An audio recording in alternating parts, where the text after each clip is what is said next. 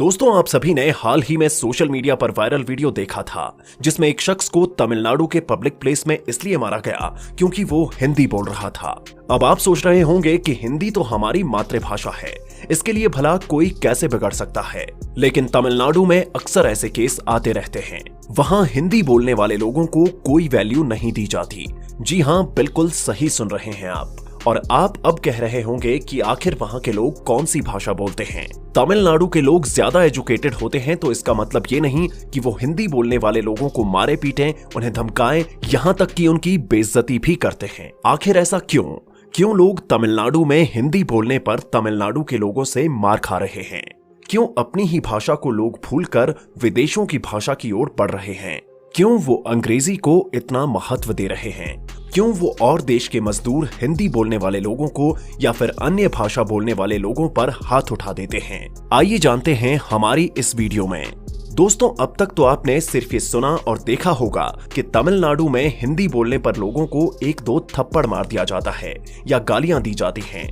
लेकिन यहीं तक बात नहीं रुकी है, यहाँ तो कत्लेआम चालू है।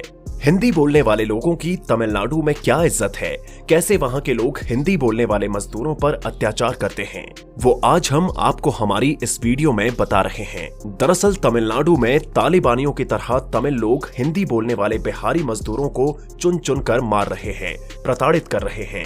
माना कि तमिल तेलुगु लोग हमेशा से ही हिंदी के खिलाफ रहे हैं, लेकिन तमिल लोगों को हिंदी बोलने वालों से इतनी नफरत होगी, इसका अंदाजा नहीं था। बिहारी मजदूर सोशल मीडिया पर वीडियो जारी कर प्रधानमंत्री और मुख्यमंत्री से मदद की गुहार लगा रहे हैं। इन वीडियो में साफ दिख रहा है कि हिंदी बोलने वाले मजदूरों की पहचान करके उन्हें खुलेआम काटा जा रहा है। यही नहीं, कुछ महीने पहले हिंदी बोलने वाले बिहारी मजदूर और स्थानीय तमिलनाडु मजदूरों के बीच एक बैठक की गई थी। इसमें यह तय किया गया था कि अब मजदूरी 1000 रुपए से 1200 रुपए लेनी है। इसके लिए धमकी भी दी गई, लेकिन बिहारी मजदूर शुरू से ही 800 रुपए में काम कर रहे हैं। उनका तर्क है कि जिस कंपनी में वो काम कर रहे हैं वहां उनका विश्वास है। कुछ मजदूरों ने तो कंपनी से एडवांस भी ले रखा था। ऐसे में स्थानीय मजदूरों से उनकी अनबन हो गई थी और उसके बाद से ये विवाद शुरू हुआ था। In the Rome do as Romans do जैसी कहावतें कई देशों की भाषा के हिसाब से भी समझी जा सकती हैं। जैसे इंग्लैंड में आप इंग्लिश में बातचीत करते हैं और जापान में जापानी में। लेकिन हिंदुस्तान में हिंदी को लेकर ये समझ बनाना मुश्किल है, क्योंकि दक्षिण भारत, खासकर तमिलनाडु में हिंदी विरोध की कहानी काफी पुरानी है। भारत को आजादी मिलने से पहले के वक्त ये विरोध शुरू हुआ था, जो अब भी खत्म नहीं हुआ।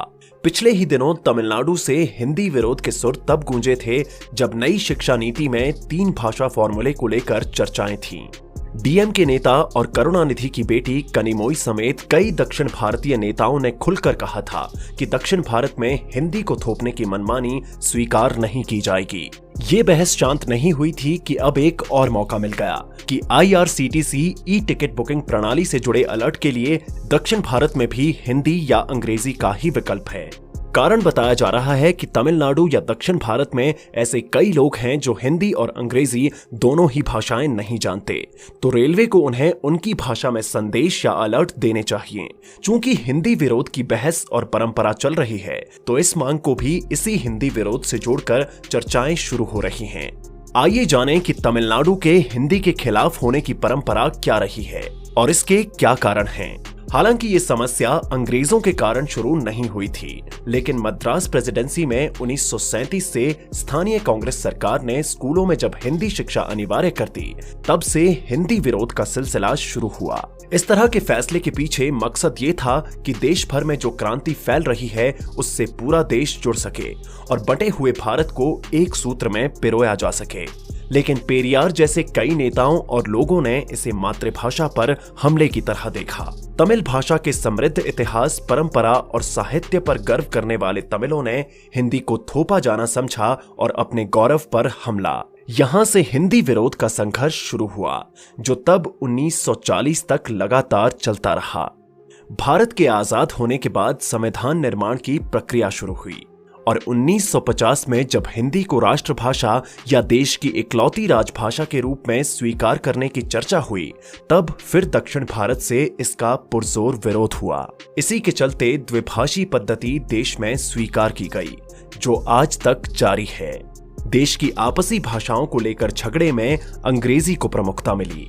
कोशिश की गई, तब फिर मुखालफत शुरू हुई। इस बार रास्ता ये निकला कि हिंदी और अंग्रेजी के अलावा राज्य अपनी औपचारिक भाषा के बारे में खुद फैसला करेंगे। संविधान में 22 प्रमुख भाषाओं को आधिकारिक तौर पर शामिल किया गया। 2014 के आम चुनाव के बाद फिर हिंदी को लेकर दक्षिण भारत में बहस छिड़ी। इस बार स्कूलों में हिंदी अनिवार्य की जाने की स्थिति नहीं थी, बल्कि रेलवे स्टेशनों और हाईवे आदि स्थानों पर साइन बोर्ड और ट्रेन टिकट जैसे केंद्रीय स्तर के दस्तावेजों में हिंदी में सूचनाएं दिए जाने को लेकर विवाद खड़ा हुआ था। दक्षिण भारत में इस कदम को भी हिंदी थोपे जाने की तरह देखा गया। हिंदी को लेकर विरोध के सुर विशेषकर तमिलनाडु से ही उठते रहे हैं, लेकिन कभी कभी केरल से भी इस तरह की स्थितियां दिखीं। पिछले कुछ समय में कर्नाटक में भी हिंदी विरोध का माहौल तब देखा गया जब बेंगलुरु मेट्रो स्टेशन समेत राष्ट्रीयकृत बैंकों आदि के साइन बोर्ड पर हिंदी में सूचनाएं देखी गईं। इन तमाम हालात के बाद अब हिंदी विरोध के कुछ कारण भी देखिए। ये बहस काफी लंबी है। इसकी शुरुआत पर हम चर्चा कर चुके हैं कि ब्रिटिश राज में कांग्रेस की हिंदी नीति को लेकर तमिलनाडु में एक अलग धारणा रही। इसके बाद एक प्रमुख घटना रही समाजवादी नेता राम मनोहर लोहिया का अंग्रेजी हटाओ आंदोलन। इस आंदोलन में स्वाभाविक तौर पर अंग्रेजी के विकल्प के तौर पर हिंदी की हिमायत हुई और इसका संदेश भी तमिलनाडु में हिंदी थोपने के अर्थ में ही गया।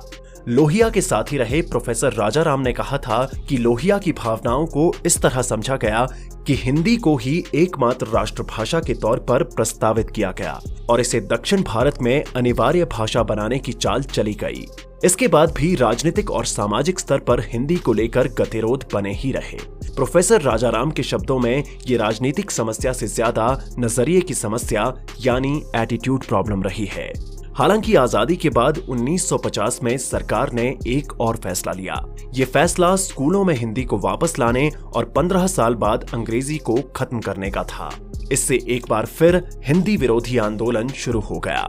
हालांकि बाद में एक समझौते के तहत हिंदी को वैकल्पिक विषय बनाने का फैसला कर विरोध को शांत करवाया गया।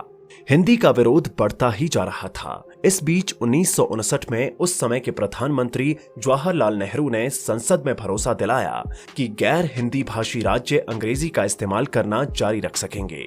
नेहरू के आश्वासन के बाद विरोध तो थम गया, लेकिन 1963 में राजभाषा अधिनियम आने के बाद विरोध फिर से होने लगा।